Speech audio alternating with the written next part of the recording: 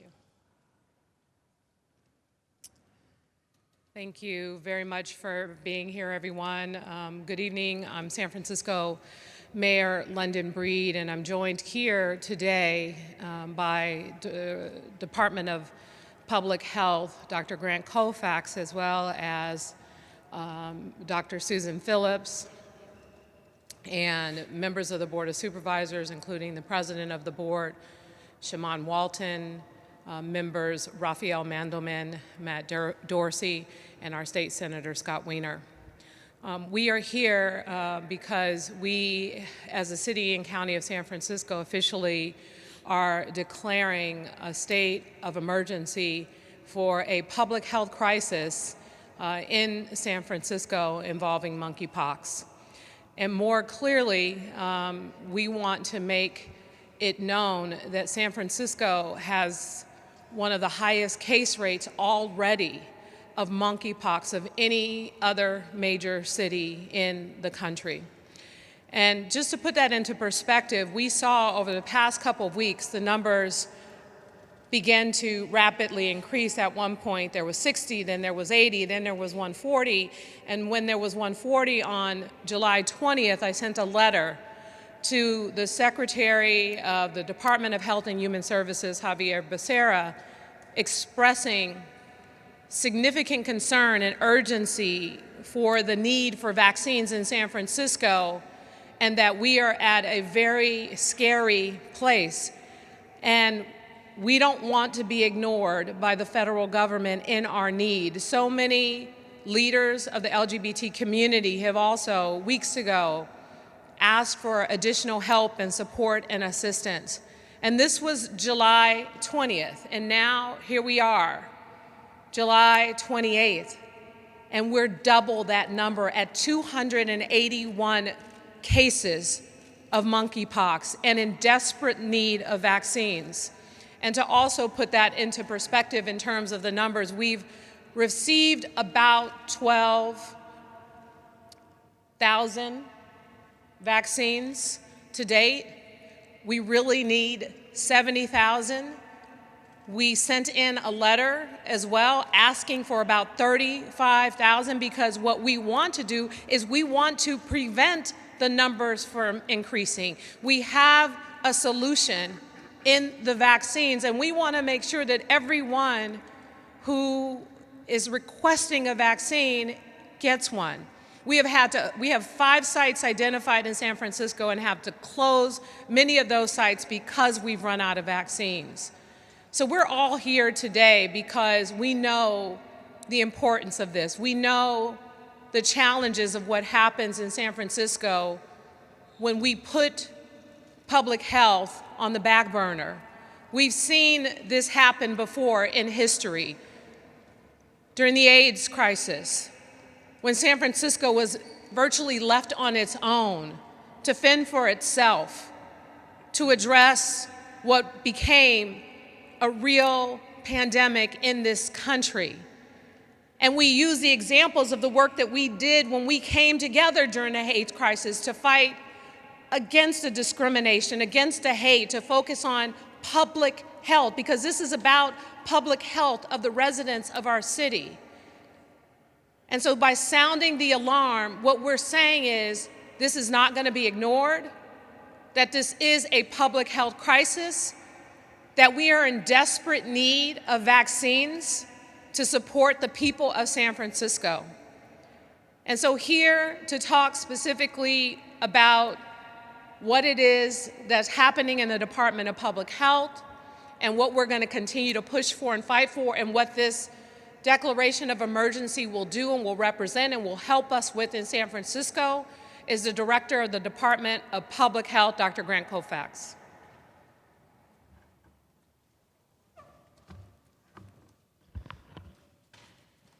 Well, good evening, everybody, and thank you, Mayor Breed, for your leadership.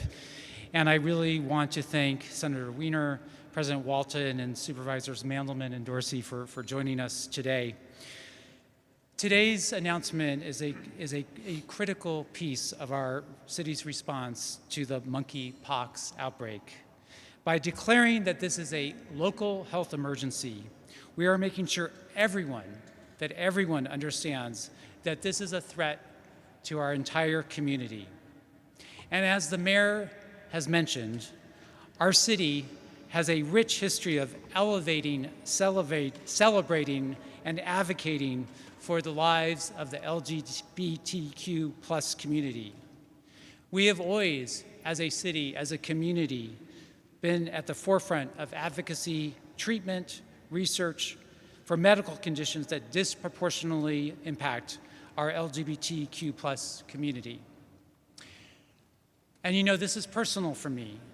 As a gay man who came out and did my medical training during the peak of the AIDS epidemic, I personally and professionally experienced the indifference, the homophobia, and the stigma by the medical and public health institutions with regard to prioritizing HIV prevention and care. But San Francisco's community-driven and responsive care systems were a notable exception. And today, we seek to emulate that history by elevating our response to this disease. This declaration will allow us to serve the city and its residents better. Our COVID-19 response has taught us that it is imperative that we mobilize city resources rapidly, and this declaration helps ensure that we have the tools available to augment our outreach, testing, vaccines, and treatment, particularly and especially in the LGBTQ plus community. Thank you. And it's my pleasure to introduce Dr. Susan Phillip, our Public Health Officer.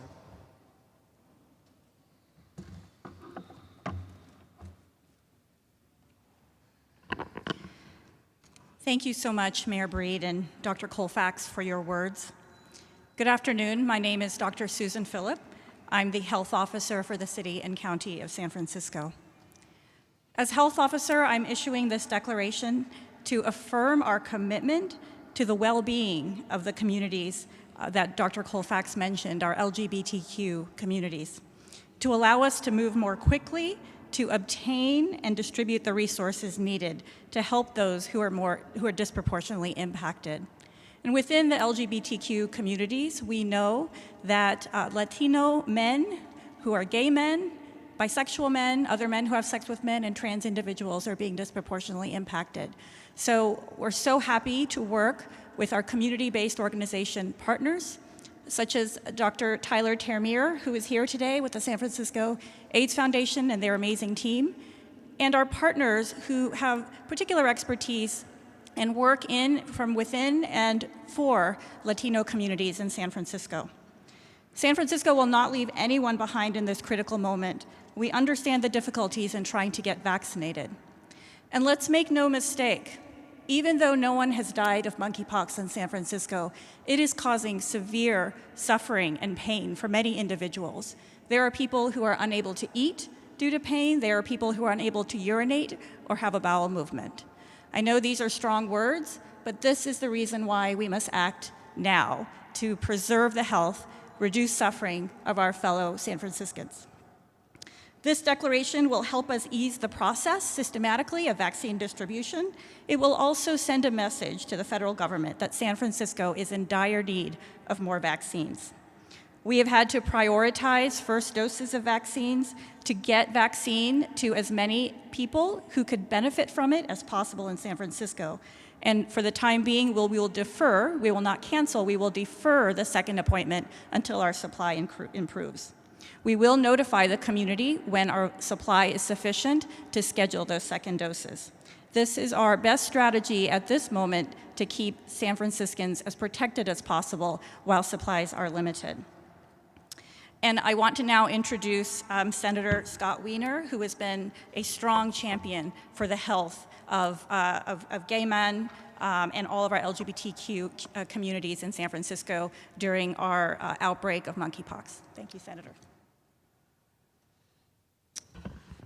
Thank you, Dr. Phillip. First, I want to thank Mayor Breed and Dr. Colfax, Dr. Phillip for for this declaration of a state of emergency, which I think is incredibly important. And once again, I'm so proud to be a San Franciscan and to live in a city where our city as a whole and our leadership really value public health and really understand what public health is about, just like this city did, and our mayor and Department of Public Health did so quickly at the beginning of the COVID pandemic, and just like this city did 40 plus years ago when the federal government completely and utterly abandoned our community, when gay and bi men were just dying in droves, just an absolute mass die-off, and the federal government completely abandoned us. And San Francisco stood strong and reprioritized and focused and built public health infrastructure to try to save lives. And so I am just so proud to be a San Franciscan. You know, what's frustrating is that what's happening now was completely preventable. And we need to always remember that, because this won't be the last virus that impacts us. It was completely preventable. Unlike COVID, unlike HIV, monkeypox is not some new mysterious disease that just appeared. We've known about this virus for more than a half a century. We know what it is. We know about its spread. And there's actually a vaccine and a treatment already. And yet, as monkeypox started accelerating in West Africa over the last number of years, spreading more and more, the world didn't do anything. Instead of flooding Africa with vaccines to try to stomp out this outbreak 3, 4, 5 years ago, the world did nothing because it was Africa. And unfortunately, there's a long history of that. And the experts were telling us for years that monkeypox, it was just a matter of time before monkeypox spread outside of Africa to Europe and North America and elsewhere. And unfortunately, the US did not do enough to prepare, purchased very, very few doses of vaccines to get ready. And so here we are, what the experts told us was going to happen has happened. And the good news is that despite a sluggish start at the federal level, our local health officials and at the state level sprung into action quickly, and now at all levels we are rowing in the same direction. We just need to row a lot faster, and we need more vaccines yesterday. We need more manufacturers of this vaccine. One manufacturer is not enough. This needs to be licensed to a large number of pharmaceutical companies that can manufacture not 5 or 6 million doses for the US, but tens of millions of doses for the US and tens of millions of doses for Africa and for Europe and everywhere else. Otherwise, this is going to spread out of control.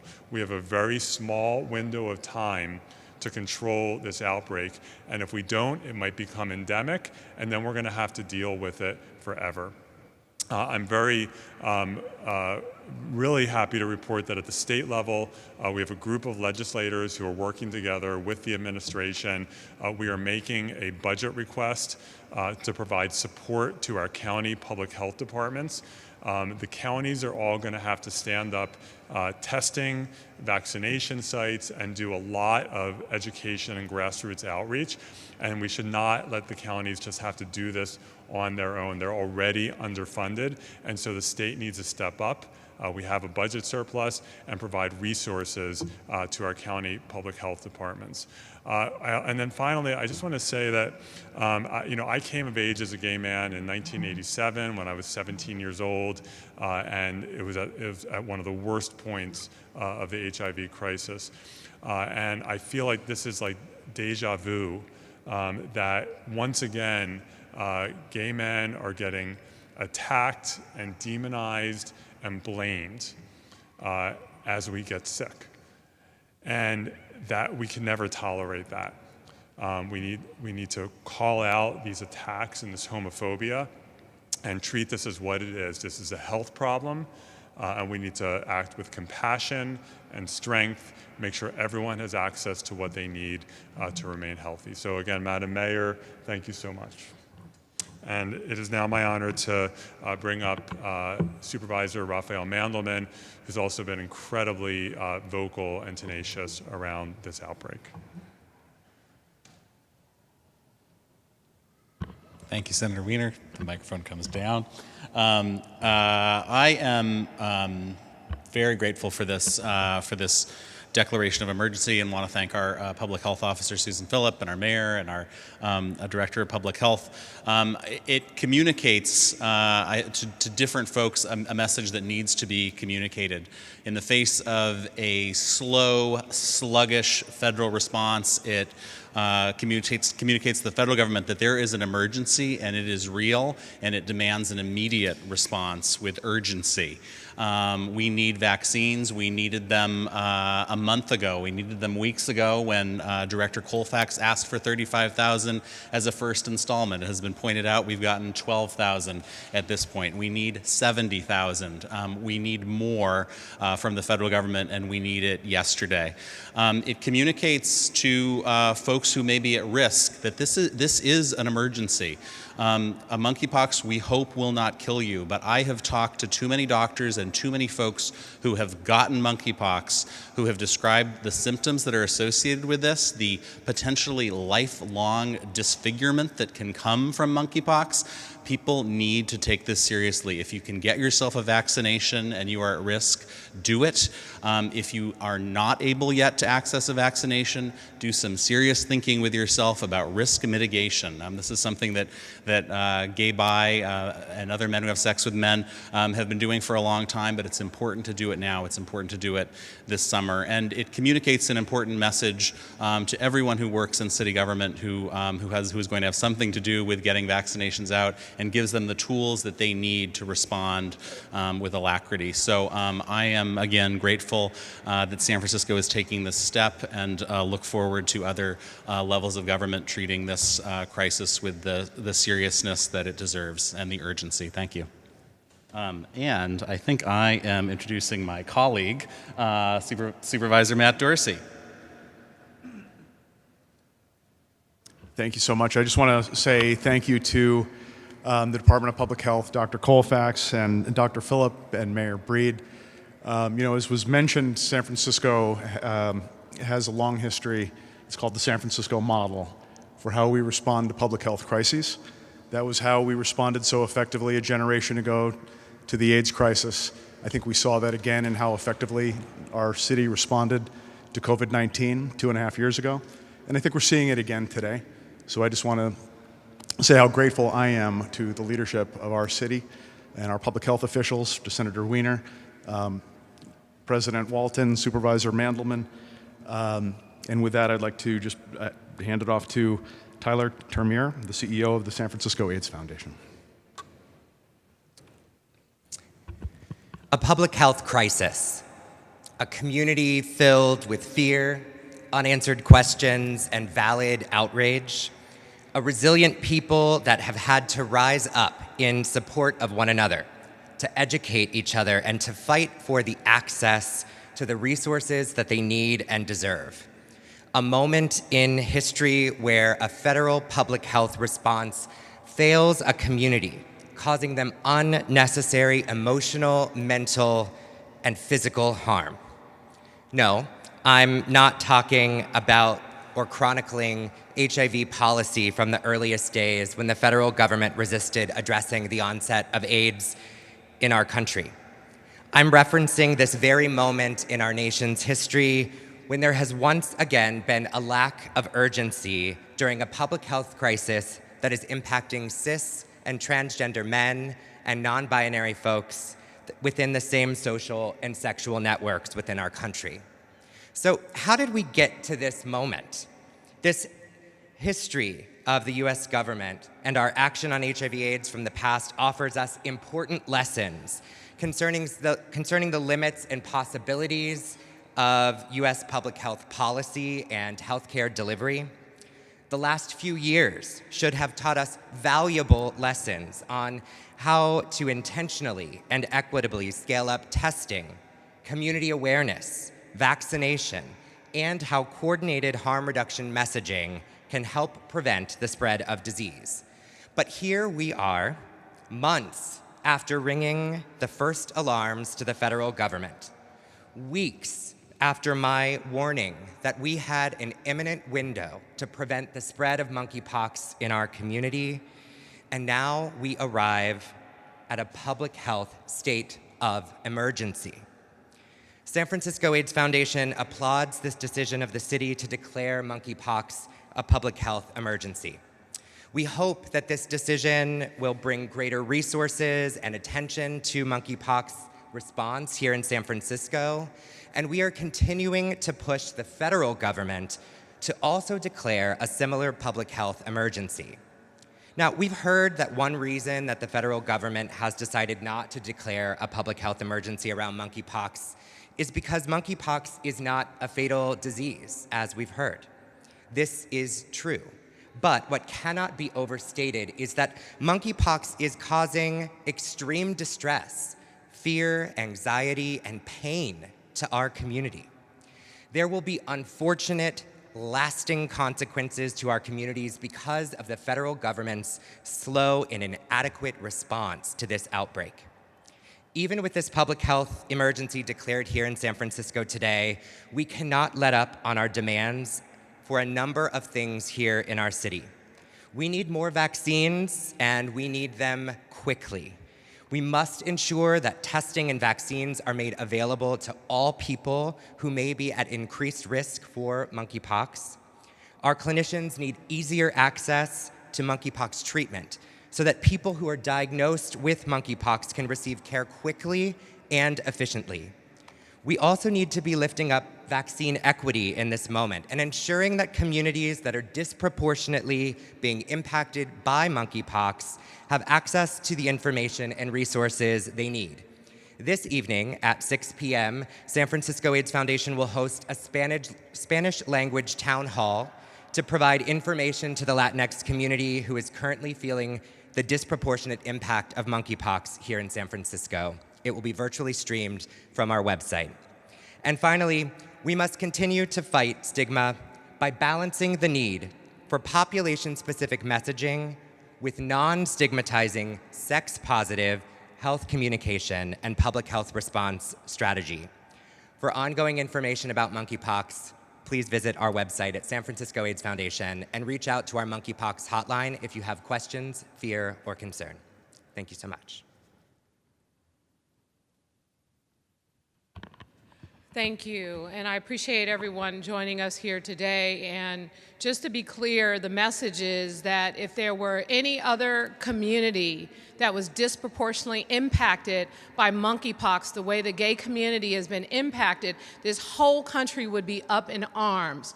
So let's not treat this community different than we would anyone else and do what we need in order to get the vaccines and get the treatment and get the resources to the cities that need them the most. San Francisco clearly is, based on the data, the city that needs it the most. So our declaration of emergency is to sound the alarm and to make it very clear we are in desperate need of more vaccines and desperate need of more treatment to support the people of our city who deserve health care just like anyone else.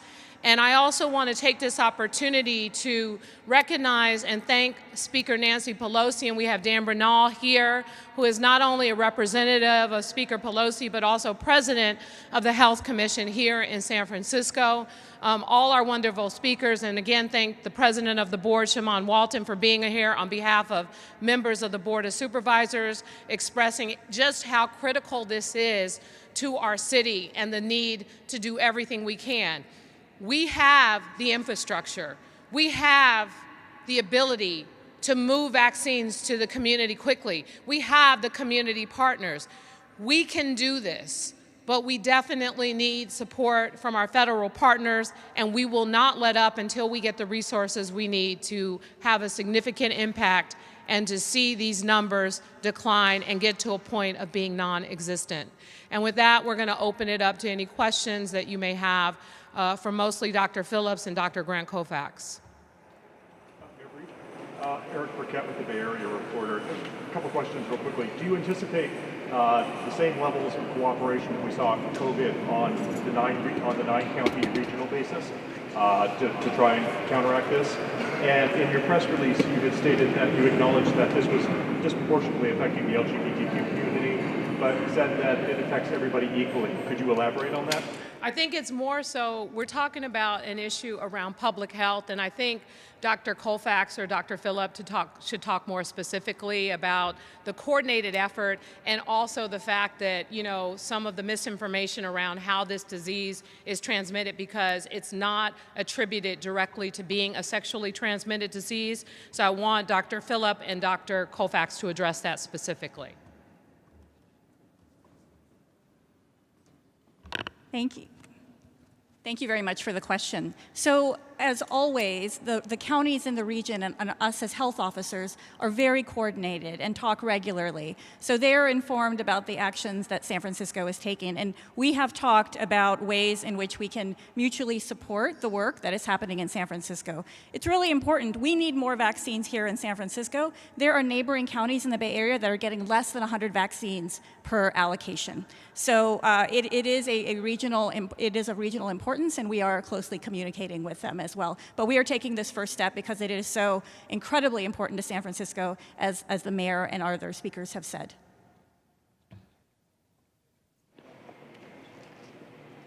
Dr. Colfax, can you speak to what challenges might exist given that this is running concurrent with the COVID pandemic? And I imagine throughout that process, your resources have already been stretched pretty thin. Are there any challenges that exist now with trying to make this happen with monkeypox and allocating vaccines as soon as you may get them? Okay, absolutely. And I just wanted to also follow up on there was another question about everybody's at risk. And, you know, we have seen 97% of the monkeypox cases in San Francisco are among men who have sex with men and trans men. So that's the focus of our prioritizing vaccines in terms of the equitable distribution. And of course, within the people who have been infected, we have also seen it disproportionately. The Latinx population has been disproportionately affected. I think the point is that anyone can get monkeypox. Right now, there are disparities in risk for monkeypox, which is why right now we need more vaccines specifically for the communities at highest risk. And then in terms of the question about COVID and monkeypox, I mean, it's a balance. We have a pandemic, and we now have the spread of monkeypox to manage. I think what's really helpful about this declaration is it allows us to more seamlessly integrate our efforts, right? So we developed a system of vaccination sites, a system of testing, the system of education, prevention, the system of working with community partners, expanded that as COVID increased. And now with this declaration, we're able to be more agile and flexible because it allows us to bypass or shorten some of the city's bureaucratic processes. So this is a step in the right direction. And Dr. Phillip and her team, along with community partners, including the San Francisco AIDS Foundation, have been doing an incredible job. I will say, though, it is an ongoing strain with our system, but I'm just so proud of what the team and what our community partners have been able to do. And I'm confident, again, with this declaration, it will give us more ability to move faster and be more responsive. Of course, what we need is more vaccine. We're ready for those 35,000 doses. We have more than 10 sites that are ready to give vaccine. And again, we have far more demand than supply. Two questions. One, Senator Wiener said that we have a short window before this becomes endemic. In your professional opinion, how long is that in terms of actual time? Yeah, it's a really good question, and I think we can't. I won't speculate on that. I think what we do know is that, as has been said, we have a vaccine for this disease. We know how to reduce the risk of transmitting the disease, and we have treatment for the disease. So, as I think the senator said and the mayor has said, there's no excuse for where we are right now. But in terms of where that tipping point is, it would just be speculative. So I won't be able to. I think what we're seeing now, again, as the mayor alluded to, cases have continued to climb. And unfortunately, cases are climbing faster than the vaccine supply is increasing. So we've got to get that into a better state. What would that mean if it becomes endemic? Is that something we would be doing? Well, unfortunately, if it means that it's endemic, it means that the disease has established itself in the population and propagates at some level throughout the population. So there have been outbreaks of monkeypox in the past that have been limited and have been terminated in the United States. But I think, as others have mentioned, unfortunately, this is an endemic disease in other countries, and because of the lack of a global health response and adequate systems, the investments and resources were not made so that the disease was terminated in those countries. Are you afraid that people will forget about COVID and put all the focus on monkeypox? I mean, is that a concern of yours? We haven't heard that concern. I mean, I think it's managing two priorities at once, and obviously many people are tired of COVID, and we're still encouraging people to take the precautions and, of course, get vaccinated.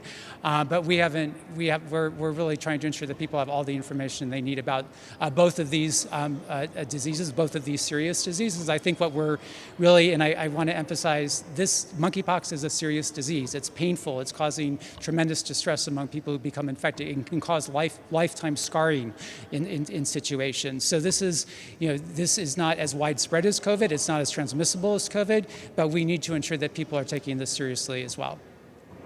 When we do reporting on this at the national level, we've heard from Ashish Jha and others that they are rapidly stepping up their response, and then we cover these events where we hear huge discrepancies in the numbers between the amount of vaccine that we need and what we really haven't gotten. How do you square those two things? Dr. Phillip, would you like to answer that? Sure. We are speaking to our local situation and what we need and what we are requesting in order to actually respond and protect health here. And so that's why we're in communication with our state partners, and through them in communication with our federal partners, and sometimes directly with our federal partners as well. Again, so much great advocacy from our elected officials, from Speaker Pelosi and so many other people. We know that there are supply constraints, but as Senator Wiener has said, there are ways to get around that and to really try to work and have cooperation to create more vaccine. So we're very hopeful. We know that there are very dedicated, people who are dedicated at the federal government as much as we are at the local government to the health of Americans, and we really are asking them to move with all speed. And it's hard to do that in big systems, but we are doing that locally, and we're asking all of our partners in government and in public health to do the same. Such an issue here in San Francisco. We're talking about case rates being higher than other major cities. Can you speculate as to why that is? Well, our case rates are here because are higher here for multiple reasons. We are a destination where people come. There are a lot of events that are occurring here over the summer, as they should be after several years of not being able to have those events. We also have increased access to testing here relative to other areas. So there are multiple reasons. We also have extremely savvy residents and clinicians here who are looking for monkeypox, understand what the symptoms might be, and seeking testing. So there are multiple reasons why we are seeing the cases that we are. And I think it's important, even though it's scary to see those case numbers go up, we don't want undiagnosed cases. We want to understand the scope of the problem so we can raise the alarm as we're doing today, and we can direct the resources needed to protect San Franciscans. So HHS Secretary Becerra has announced that 750,000 new vaccines or vaccinations may be available. What is San Francisco doing specifically to get the lion's share of those vaccinations? Well, we were certainly advocating, as you have heard with the mayor's letter and other advocacy, to get a starting place of 35,000 vaccines. It's very heartening to hear about this large supply of vaccines that the federal government has announced. And our vaccine supply in San Francisco comes through the state of California. So we do have to wait for California's allocation, and then there is a distribution that happens that includes San Francisco as well as other counties, with the exception of Los Angeles.